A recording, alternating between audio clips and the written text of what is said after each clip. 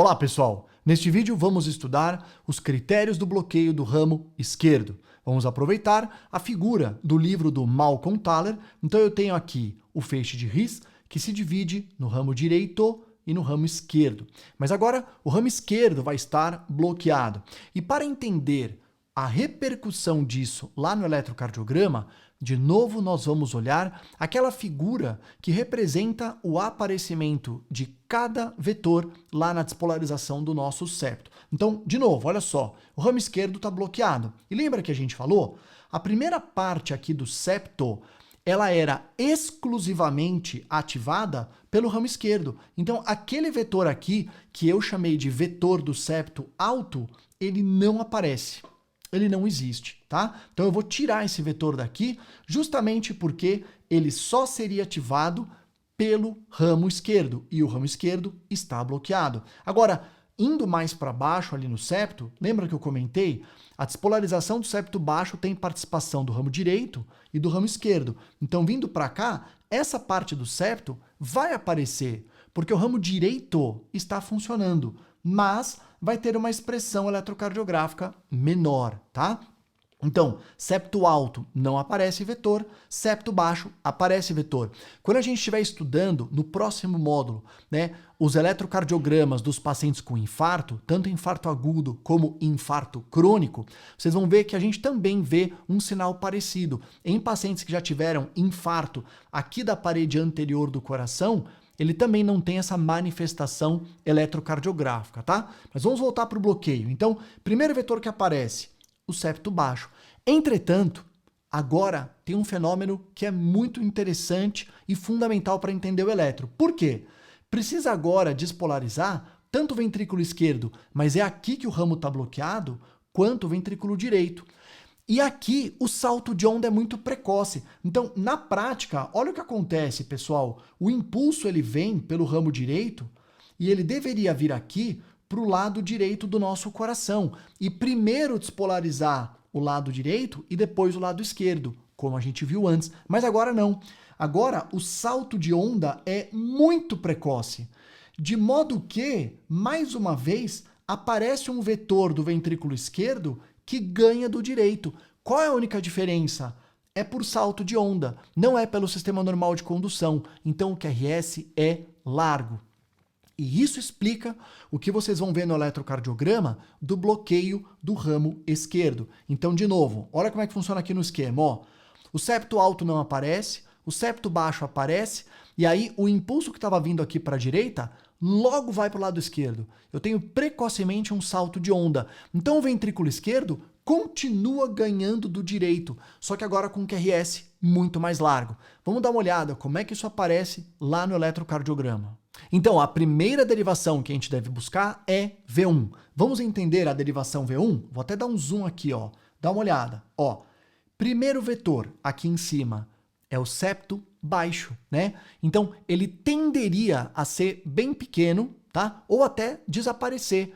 Por quê? Porque nesse nosso desenho, essa parte de cima não despolarizou, mas essa de baixo sim. Então é capaz que ele pegue um pouquinho ou nada, tá legal? Depois, o que a gente tem? O ventrículo esquerdo ganhando do direito. Só que a única diferença é que é através de um salto de onda e não do sistema de condução. Então ele é largo. Então olha como é que funciona no eletro normal. Ó, desculpa, no eletro real. Dá uma olhada. Eu tenho aqui onda P normal, eu tenho um septo que está diminuído, poderia estar ausente, e eu tenho um QRS que parece o normal, mas está alargado. Tá bom? Então, esse é o critério do bloqueio do ramo esquerdo. Não tem nada a ver com aquele do direito. Não tem aquele R, S, R'. Não. Ele parece um elétron normal, mas ele é alargado. Vamos dar uma olhada agora na derivação V6. Então, de novo, ó.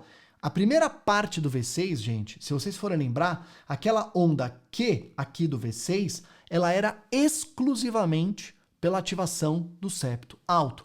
Como o septo alto não ativou, eu nunca vou ter, ok? Ó, essa daqui eu nunca vou ter onda Q em V6. Não pode ter, tá bom? Aqui não pode.